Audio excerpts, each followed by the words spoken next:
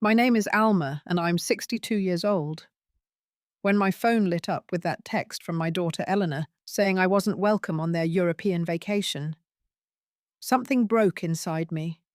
This was just weeks after I had paid $1.2 million in full for their dream home in Seattle. The words stung like salt in an open wound. My husband thinks it's better to be just us. Let me know where you're watching from and hit that subscribe button. Being a mother means giving unconditionally, but I never imagined it would lead to the most painful moment of my life. 8 years ago, I lost my husband Robert to a sudden stroke. After 40 years of marriage, I found myself alone in our spacious Seattle home with only memories to keep me company. Our daughter Eleanor was our only child, the light of our lives. Growing up, she was the perfect combination of Robert's intellect and my determination. She had her father's warm brown eyes and my auburn hair. We were always incredibly close, shopping together on weekends, calling each other daily, and having our standing Sunday brunches. "Mum, you're my best friend," she would tell me, especially during her college years, when she'd call for advice about everything from laundry mishaps to relationship troubles. I threw myself into my financial consulting business after Robert passed away. What started as a small venture from our home office had grown into a successful firm with 12 employees. By the time I semi-retired at 59, I had built a considerable nest egg: investments, retirement accounts, and the business, which still provided substantial income, even with my reduced role. Eleanor blossomed into a beautiful, intelligent woman. She graduated with honors from the University of Washington with a marketing degree and quickly climbed the corporate ladder at a prestigious advertising agency. I was immensely proud of her achievements, though I sometimes worried I had indulged her too much growing up. Robert used to gently tease me about it. "Alma, you can't say no to that girl." He'd laugh as I bought Eleanor yet another pair of designer jeans in high school or upgraded her car in college. 3 years ago at a charity gala, I had insisted she attend with me. Eleanor met James Harrison. Tall, with perfectly styled dark hair and an expensive suit, he exuded confidence and ambition. He was 34 at the time, 3 years older than Eleanor, and already a successful commercial real estate developer. "Mum, he's amazing," Eleanor gushed after their third date. "He took me to Canlis for dinner and knew the chef personally." Their courtship was a whirlwind. Within 6 months, James had proposed with a diamond ring that seemed unnecessarily large to me, though I kept that opinion to myself. The wedding was an extravagant affair at the Four Seasons, with 300 guests, most of whom seemed to be James's business associates. From the beginning, James was unfailingly polite to me, but always with a certain distance. He called me Mrs. Patterson for months, despite my insistence on Alma. At the wedding, he barely spoke to me, too busy networking with potential clients. "He's just shy around family," Eleanor defended when I mentioned it. "His own parents died when he was young." I tried to build a relationship with my new son-in-law. I invited them for dinner regularly, sent thoughtful gifts, and expressed interest in his business ventures. James would respond with cordial thank you notes and brief business updates that felt more like investor reports than family conversations. After the wedding, I noticed subtle changes in Eleanor. Our daily calls became weekly, then sporadic. Sunday brunches were frequently cancelled due to James's work commitments or social obligations. When we did meet, Eleanor would check her phone constantly, as if afraid of missing messages from James. "He works such long hours," she would explain. "We need to coordinate schedules." One evening over dinner at their rented luxury apartment, Eleanor shared their dream of buying a house in Madison Park, one of Seattle's most exclusive neighborhoods. "The houses there start at over $1 million," she said, eyes shining. "James says we could afford it in 5 years if we save aggressively." I could see how much this dream meant to her. The idea of helping my only child achieve something that would bring her happiness seemed like the most natural thing in the world. "What if you didn't have to wait 5 years?" I asked. "I could help you buy it now." Eleanor's expression shifted from confusion to disbelief to joy in seconds. "Mum, are you serious?" We couldn't possibly accept that, but her resistance was perfunctory at best. Within days, we were touring properties with a high-end realtor. James, initially hesitant about taking handouts, as he called it, quickly warmed to the idea once he realized the caliber of home they could acquire. The house they fell in love with was a stunning four-bedroom craftsman with a view of Lake Washington, priced at $1.2 million. I could have purchased it outright, but James insisted on a formal arrangement where they would eventually reimburse me to maintain their independence. We agreed that I would pay the full amount up front to avoid mortgage interest, and they would repay me interest-free over 15 years. James had his lawyer draft an agreement, which I signed without much scrutiny. My focus was on Eleanor's beaming face as she planned where each piece of furniture would go. "This is going to be our forever home, Mum," she said, hugging me tightly at the closing.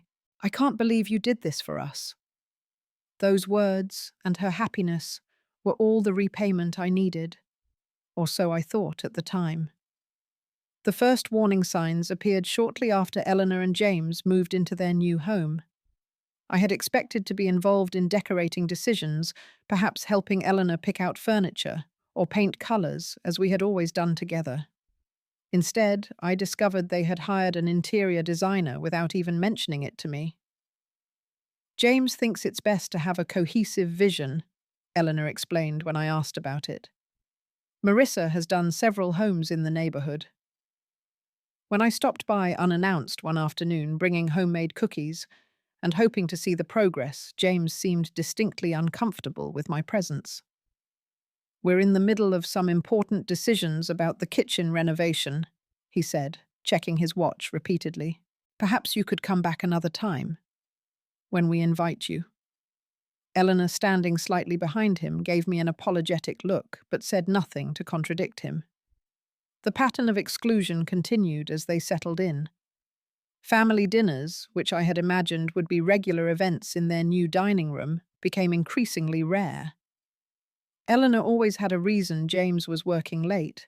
They had dinner plans with his colleagues. She was too tired from overseeing contractors. For their housewarming, I purchased an antique grandfather clock that cost nearly $15,000. It was similar to one Robert and I had in our first home, and I thought it would be a meaningful addition to their entryway. When I visited 2 weeks later, the clock was nowhere to be seen. "Oh, it didn't really match our aesthetic," Eleanor said vaguely. "We put it in the guest room for now." Later, I discovered from their housekeeper that the clock had actually been returned to the antique dealer. Eleanor had never even mentioned it. My longtime friend Barbara noticed my growing unease during our monthly lunch at our favorite waterfront restaurant. "You seem distracted, Alma. Is everything all right with Eleanor and that husband of hers?" I confided my concerns, trying to be fair. "James has been good for Eleanor in many ways. She's more organized, more focused on her career. But sometimes I feel like I'm being pushed out of her life." Barbara, never one to mince words, set down her fork emphatically. "That's exactly what's happening, honey. I've seen it before. The controlling son-in-law who wants his wife all to himself, no competing influences. And you're not just any influence. You're the one who bought them that fancy house." "James isn't controlling," I defended, though something in Barbara's words resonated uncomfortably. "He's just private." "Mark my words," Barbara warned. "Men like James see mothers-in-law as threats, especially financially independent ones who have their daughter's ear." I tried to arrange a proper housewarming party once they were fully settled, offering to cater it from Eleanor's favorite restaurant. My daughter seemed enthusiastic initially, but the date kept getting pushed back. "James thinks we should wait until the landscaping is complete," or "we're still waiting on the dining room chandelier," or "James's business partner is out of town that weekend." 3 months passed without the party materializing. James's comments about my involvement became increasingly pointed. When I suggested plantings for their garden, he remarked, "We've hired a landscape architect, Alma. They know what works best for this property value." When I brought over family photos to hang, James said, "We're cultivating a certain aesthetic here. Perhaps these would be better kept at your house where you can enjoy them." Everything was couched in politeness, but the message was clear. My input wasn't welcome. The most revealing moment came when I arrived early for a dinner at their home and overheard a conversation through the open patio doors. Eleanor and James were on the back deck, unaware of my presence. "Your mother called again about Sunday brunch," James was saying, irritation evident in his tone. "I know I'll handle it," Eleanor replied, sounding weary. "Maybe we can do once a month instead of every week." "Once a quarter would be better," James countered. "We need to establish boundaries, Eleanor. This is our life, not an extension of your childhood. Every time she comes over, she acts like she still owns the place." "Technically, she kind of does," Eleanor said with a nervous laugh. "Not for long," James replied firmly. "Once we start making payments, we'll gradually assert our ownership. But for now, we need some distance." I retreated quietly to my car, sat there for 10 minutes to compose myself, then returned and rang the doorbell properly. Throughout dinner, I kept replaying James's words in my head. "We need some distance." Despite this growing estrangement, I continued reaching out, calling Eleanor regularly, sending thoughtful texts, dropping off small gifts I knew she would like. Her responses were always affectionate, but brief, and invitations to visit became scarce. Then, during a quick coffee meeting between Eleanor's appointments, she mentioned they were planning a 3-week trip to Europe: London, Paris, Rome, and Barcelona. "It's going to be amazing," she said, eyes lighting up. "James has business contacts in each city who will show us the insider spots tourists never see." As she described their planned itinerary, I felt a flutter of excitement. Europe had been a dream destination for Robert and me, but we had always postponed it, saying we would go when Eleanor was older or when the business was more established. After Robert died, I couldn't bear the thought of traveling there alone. "That sounds wonderful," I said sincerely. "I've always wanted to see Paris in the spring." Little did I know that innocent comment would trigger a chain of events that would change our relationship forever. The idea formed naturally as Eleanor described the charming Parisian cafes and Roman piazzas they planned to visit. After years of putting off my dream European trip here, was the perfect opportunity. "What if I joined you?" I suggested, the words tumbling out before I had fully considered them. "Just for part of it. Maybe Paris and Rome. I could get my own hotel room, of course. And I'd cover all my expenses, maybe even treat you both to some special dinners." Eleanor's smile froze slightly. "Oh, that would be... I'd need to talk to James about it. It's partly a business trip for him." "Of course," I said quickly, already sensing her hesitation. "Think about it and let me know. No pressure." But privately, I was already imagining strolling along the Seine with my daughter, perhaps shopping together in the boutiques she had described so enthusiastically. I began researching Paris attractions that evening, bookmarking museums and restaurants we might enjoy together. When a week passed without Eleanor mentioning the trip again, I sent a casual text. "Any thoughts on the Europe idea? I'd need to start looking at flights soon if I'm joining for any portion." Her response came hours later. "Still discussing with James. We'll let you know soon." Taking that as encouragement, I began preparing more concretely. I purchased a new set of lightweight luggage, updated my passport, and even bought a French language phrasebook. I mentioned my potential plans to Barbara over lunch. "Are you sure you're actually invited?" she asked bluntly. "Eleanor doesn't seem to have given you a clear yes." "She's just coordinating with James," I defended. "It's their trip, primarily, I understand that." Barbara looked unconvinced but changed the subject. Another week passed. I called Eleanor to discuss some routine matter and casually brought up the trip again. "Oh, we're still figuring out the exact itinerary," she said vaguely. "James has some meetings that might shift our schedule around." "Well, I'm flexible," I assured her. "I could adjust to whatever dates work best for the Paris portion." "Right," Eleanor said. "I'll talk to James again and get back to you."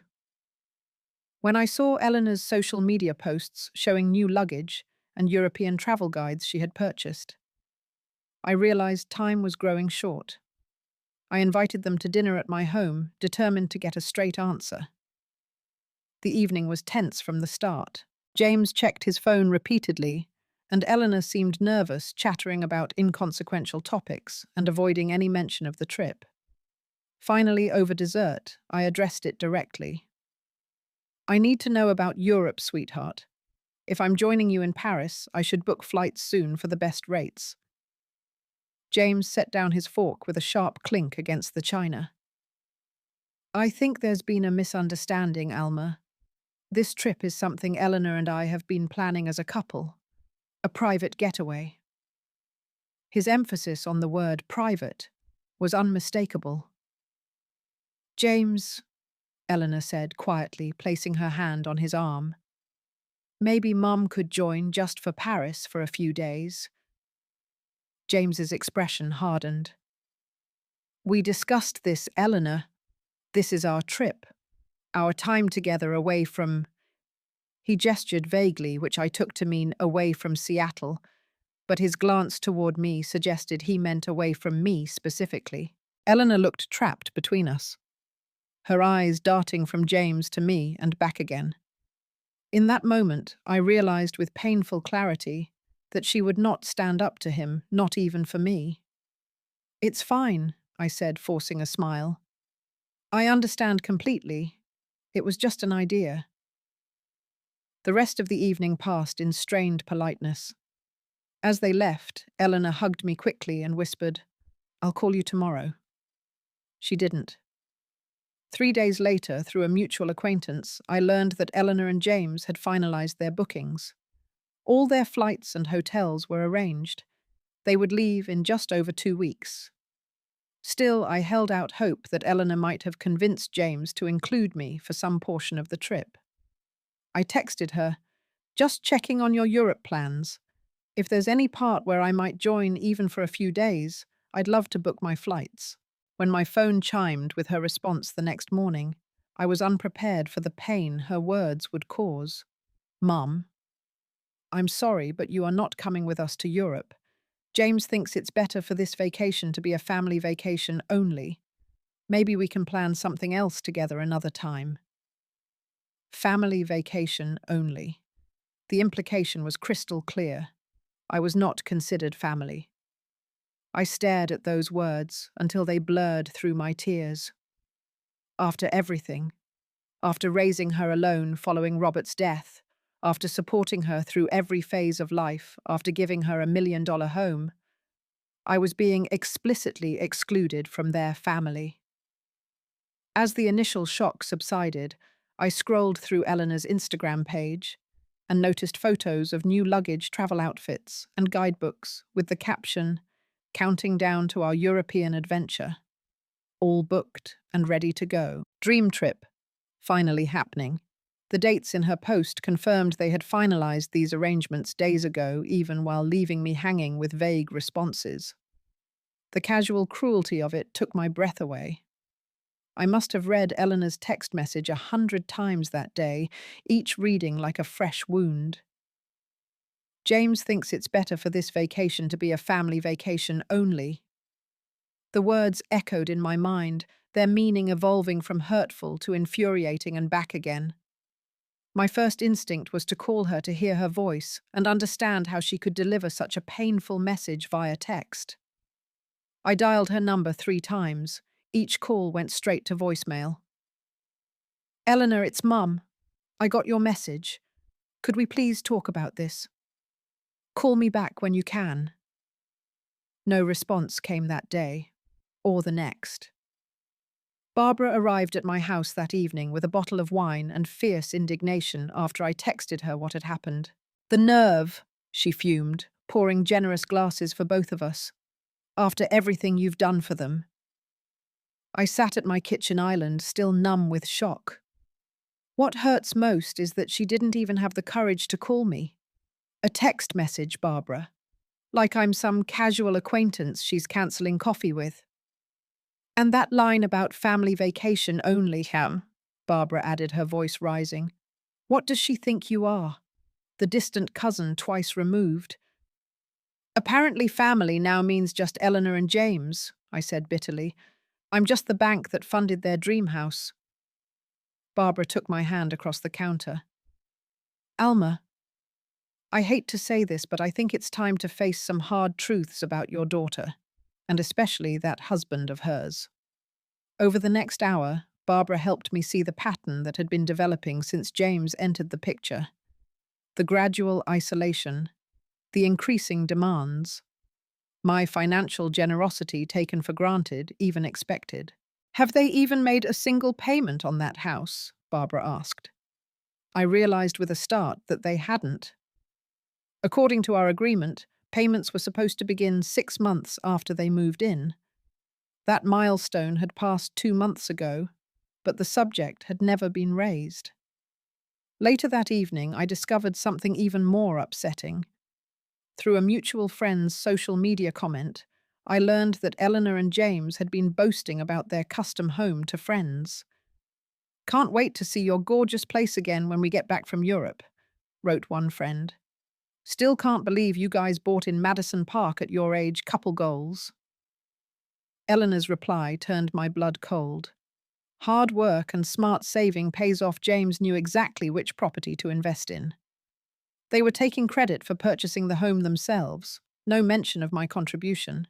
They were positioning themselves as a power couple who had achieved the impossible, acquiring a luxury property in one of Seattle's most expensive neighborhoods through their own efforts. The next morning, still reeling from these discoveries, I drove to their house. I needed to confront this situation face to face to look my daughter in the eye and understand how we had reached this point. James answered the door, clearly surprised to see me. He was dressed in workout clothes, a sheen of sweat, suggesting he'd just finished exercising. Alma, this is unexpected. I need to speak with Eleanor, I said, making no effort to hide the emotion in my voice. She's out running errands, he replied, not inviting me in. Is everything okay? No. James, everything is not okay. I received a text from my daughter informing me I'm not welcome on your trip because I'm not family. I think that warrants a conversation, don't you? His expression hardened. That's not exactly what she said. We simply feel this trip should be about us as a couple. A family vacation only were the exact words, I countered. James sighed, finally stepping back to let me enter. The house looked immaculate with new artwork I hadn't seen before hanging in the foyer. The grandfather clock I'd gifted them was indeed nowhere to be seen. Look, Alma, James said once we were seated in the living room, me perched uncomfortably on the edge of a chair that had been positioned in my old home. Eleanor and I are building our life together. We appreciate everything you've done truly, but we need our space. Space I'm not asking to move in, James. I just wanted to join a vacation I would pay for myself. It's not about the money, he said dismissively. It's about boundaries. Eleanor and I need time together without external influences. The way he said external influences made it clear he meant me specifically. Before I could respond, the front door opened and Eleanor walked in carrying shopping bags. Her face registered shock, then discomfort at finding me there. Mom, I didn't know you were coming over. Apparently a lot of things happen without my knowledge these days, I replied. Like decisions about who is and isn't family. Eleanor set down her bags and exchanged a look with James that spoke volumes. It was the look of conspirators whose plan had been discovered. Mom, that's not fair. I just meant I know exactly what you meant, I interrupted. What I don't understand is when my only child decided I was an outsider in her life. James stood up. I think everyone needs to calm down. Eleanor and I have been more than generous, allowing you so much involvement in our lives. Most couples our age don't have in-laws, so present. Allowing me involvement, I repeated incredulously, in the house that I paid for. Eleanor finally spoke up, her voice taking on a defensive edge. Mum, you need to learn to let go. We're adults. We appreciate the help with the house, but that doesn't mean you get to control our lives. Control, is that what you think this is about? Isn't it? She challenged. You've always wanted to manage every aspect of my life. Now that I have James and we're making our own decisions, you can't handle it. Her words felt like a physical blow. This wasn't my Eleanor speaking. These were James's ideas, his perspective coming from my daughter's mouth. I have never tried to control you, I said quietly. I've only ever wanted to support you, to be part of your life. Support with strings attached, James interjected. The house, the gifts. It all comes with the expectation that Eleanor will remain your little girl forever. I turned to look directly at my daughter, ignoring James completely. Is that really what you think? That my love has conditions? Eleanor's gaze faltered. For a moment I saw uncertainty in her eyes, a flicker of the daughter I knew. But then she straightened her shoulders and said the words that would change our relationship forever. The house is ours now, Mum. You need to accept that and stop trying to use it to stay in control. As I left their house, the house I had paid for, but apparently had no right to visit uninvited, I felt something fundamental shift inside me. The pain was still there, but now it was accompanied by something else, resolve. That evening, alone in my home with photos of Eleanor through the years surrounding me, I made a decision.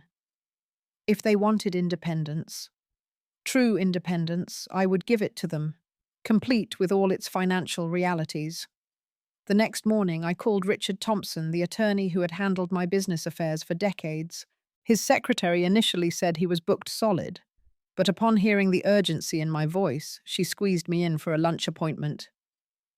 Alma, you look terrible, Richard said bluntly as I slid into the booth across from him at our usual steakhouse. What's going on? I explained the situation, the house purchase, the gradual exclusion, the Europe text message, and finally Eleanor's statement that the house was theirs now. Let me see the agreement you signed, Richard said, professional concern, replacing his initial friendliness. I pulled out the document from my purse. Richard read it carefully, occasionally making notes on a legal pad. His frown deepened as he flipped through the pages. This is interesting, he said finally.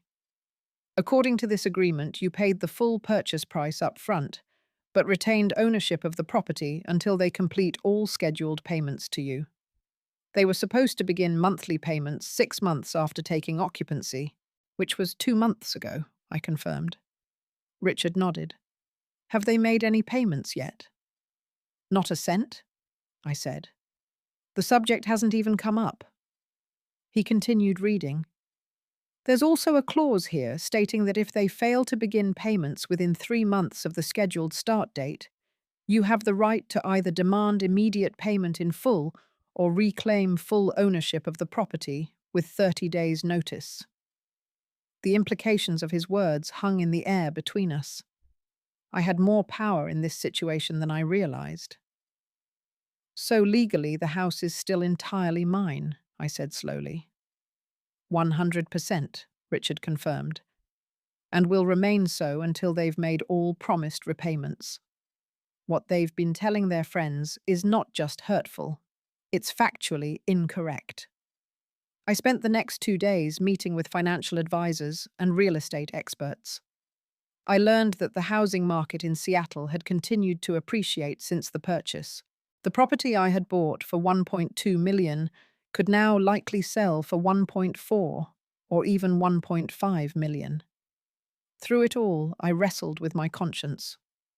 Was I overreacting? Would I regret taking drastic action? Was there a less severe way to address the situation? I reached out to my pastor, Reverend Williams, who had counseled me after Robert's death. Over coffee in his office, I laid out the situation. I feel like I'm at a crossroads, I concluded. Part of me wants to just forgive and forget to preserve my relationship with my only child at any cost.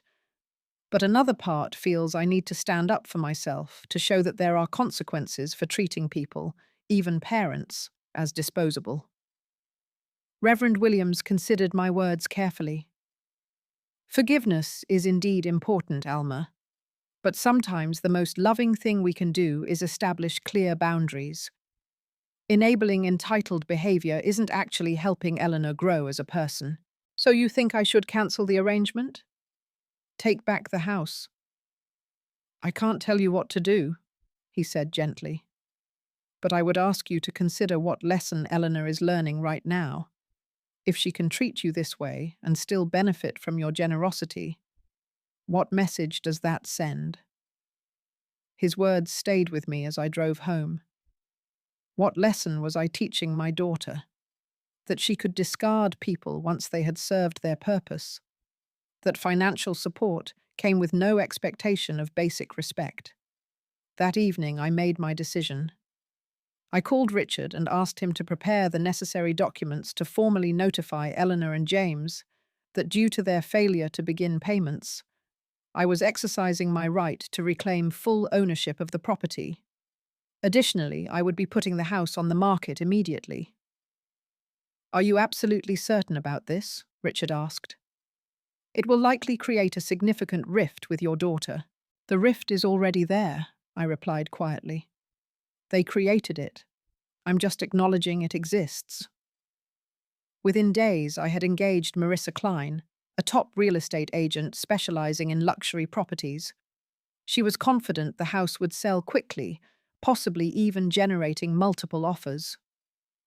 Properties in Madison Park don't stay on the market long, she assured me, especially one as beautifully finished as this one. As I signed the listing agreement, I felt a complex mixture of sadness and liberation.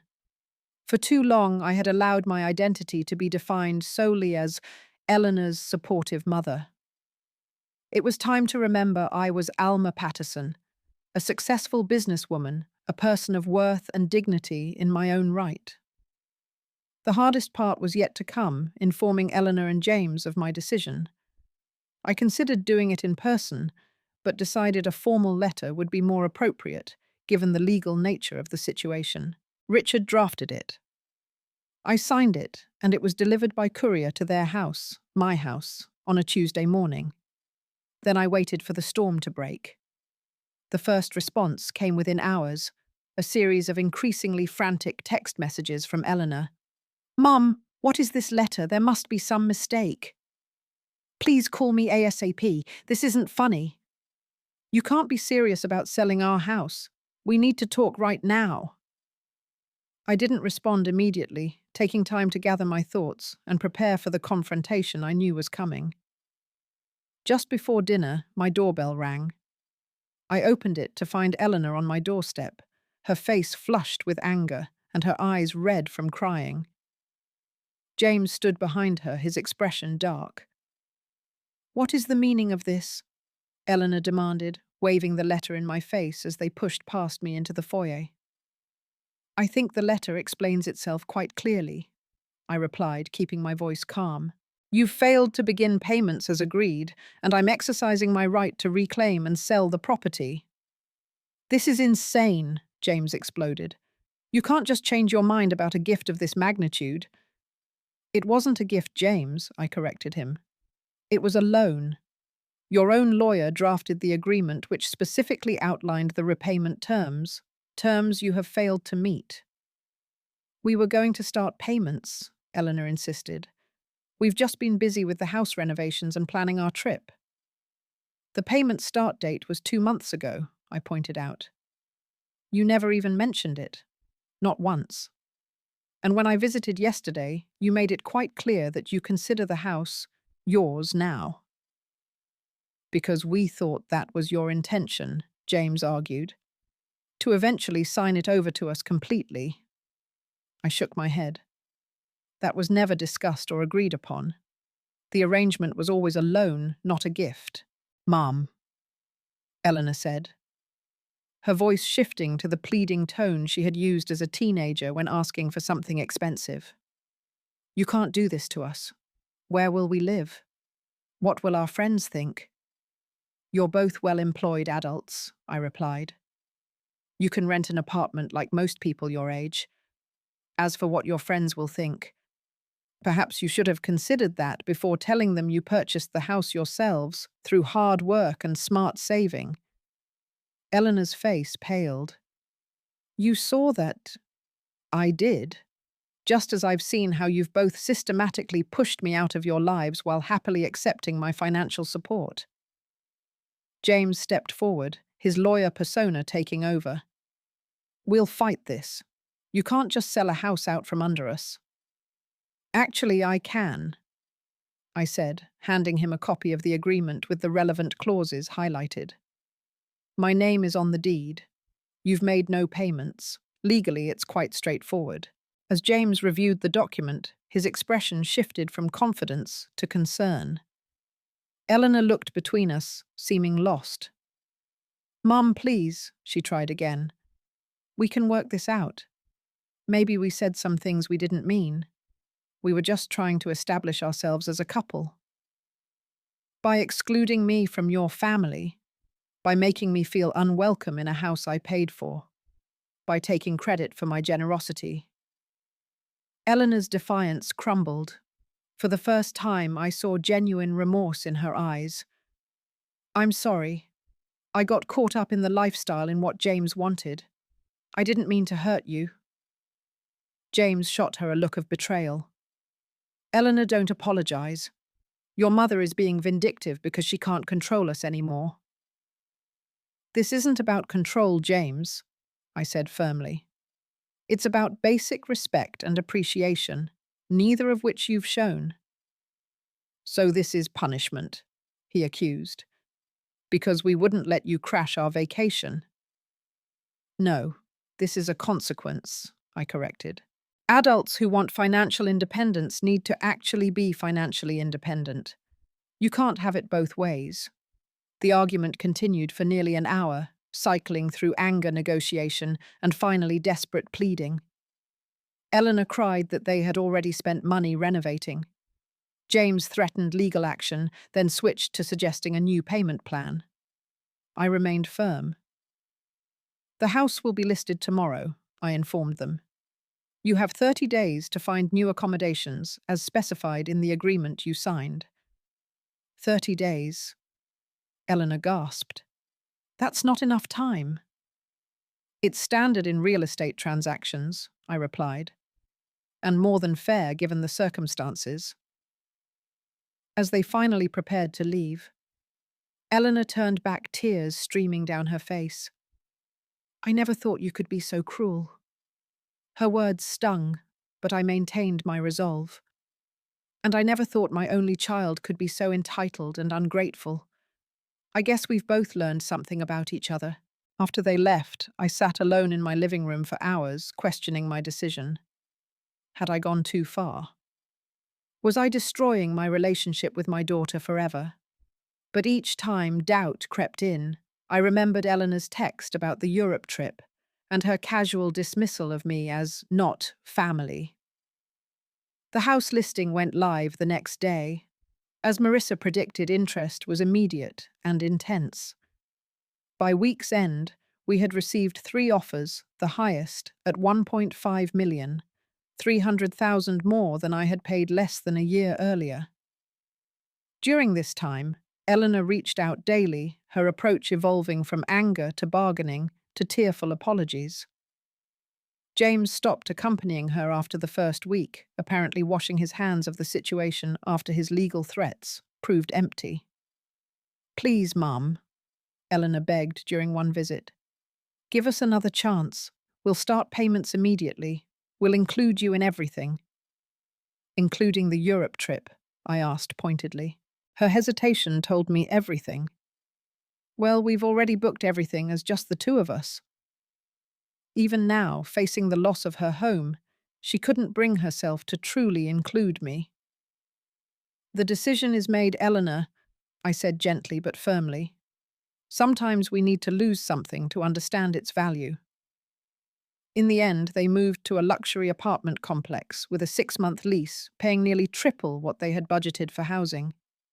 The sale of the house closed quickly with the new owners, a lovely family with 2 small children, taking possession exactly 30 days after my formal notice. As I signed the final paperwork transferring ownership, I felt no triumph, only a sad certainty that I had done what was necessary, both for myself and ultimately for my daughter. 6 months after selling the house, I found myself sitting at a sidewalk cafe in Paris, watching people stroll along the Champs-Élysées as I sipped a perfect café au lait. Using part of the proceeds from the house sale, I had finally booked my dream European tour, solo. The morning sun warmed my face as I reflected on how much had changed. After decades of putting others first, my late husband, my daughter, my business, I was finally prioritizing my own happiness. The journey hadn't been easy, but it had been necessary. The first few weeks after Eleanor and James moved out were the hardest. The silence from my daughter was deafening. No calls, no texts, not even angry ones. I questioned my decision daily, sometimes hourly. Barbara became my lifeline during this period. "You did the right thing," she would assure me over wine on my patio. "Short-term pain for long-term gain. Eleanor needs this wake-up call." I threw myself into planning my European adventure as a distraction. I booked small, charming hotels instead of luxury chains. I signed up for cooking classes in Tuscany and a watercolor workshop in Provence. I arranged private guides for the museums I had always dreamed of visiting. As my departure date approached, I received an unexpected text from Eleanor. "When do you leave for Europe?" It was the first contact in nearly 2 months. I replied simply with my departure date, not wanting to appear too eager, and set myself up for more disappointment. 3 days before my flight, Eleanor asked if we could meet for coffee. We chose a neutral location, a quiet cafe halfway between our homes. I arrived early, my stomach in knots. When Eleanor walked in, I was struck by how tired she looked. The designer clothes and perfect makeup couldn't hide the stress lines around her eyes. "You look good, Mum," she said as she sat down across from me. "There's something different about you." "I've been taking care of myself," I replied. Yoga classes, some new friends from church planning my trip. We exchanged awkward small talk about the weather and my travel plans before Eleanor finally addressed the elephant in the room. "I've done a lot of thinking these past months," she said, staring into her coffee cup. "About how we treated you, about the house, about everything." I waited, giving her space to continue. "James and I," she hesitated. "We're struggling. Not just financially, though that's part of it. The apartment costs so much more than we planned. But it's more than that. We're seeing a couples therapist." This surprised me. James had always seemed dismissive of therapy. "The therapist helped me see how I let James isolate me from you," she continued. "How I prioritized his approval over our relationship. I'm not blaming him entirely. I made my choices, but I lost perspective." "It happens in relationships," I said carefully. "We sometimes become who our partners want us to be, rather than who we truly are." Eleanor nodded, tears forming. "I miss you, Mum. I miss who I was with you. I miss Sunday brunches and shopping trips and just being your daughter." The words I had longed to hear, but I remained cautious. "What about James?" How does he feel about reconnecting with me? He's still processing, she admitted. His pride was hurt, but the financial reality check has been humbling for both of us. We're not living the Instagram life we pretended to have.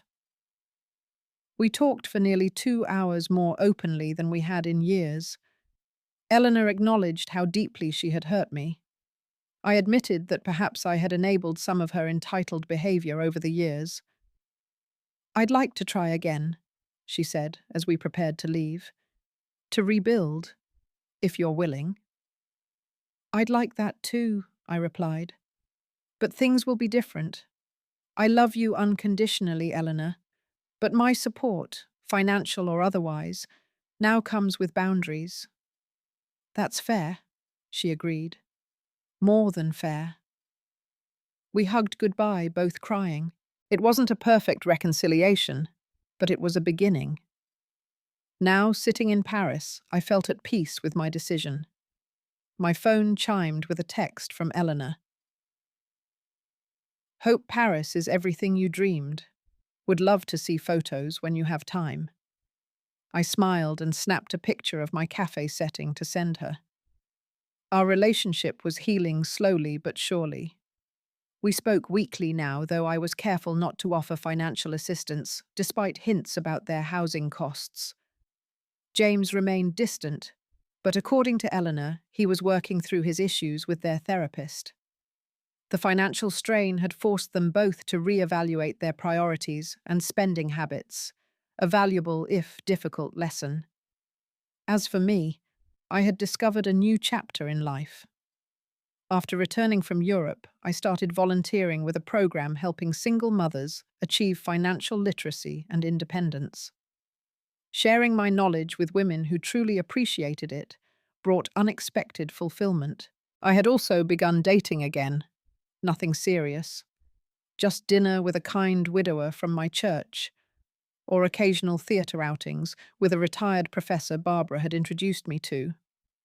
Life held possibilities I hadn't imagined at 62. The most important lesson I had learned was about the difference between generosity and self-respect. True love, for one's child or anyone else, doesn't mean being a doormat. Sometimes the greatest act of love is establishing healthy boundaries that allow both people to grow. Eleanor and I would never return to the mother-daughter relationship of her childhood. That was natural and right. But we were building something new, a relationship between adults based on mutual respect rather than financial dependence. As I paid my bill and prepared to visit the Louvre, I felt profound gratitude for the painful text message that had ultimately set us both free, me from being taken for granted, and Eleanor from the golden handcuffs of financial dependence. Have you ever had to make a difficult decision to establish boundaries with someone you love? I'd love to hear your experiences in the comments below. If this story resonated with you, please hit that like button and subscribe to hear more stories about finding strength through life's challenges. And if you know someone who might benefit from this message, please share this video with them. Thank you for joining me today, and remember that it's never too late to stand up for your self-worth. Wishing you all the courage to love yourselves as much as you love others.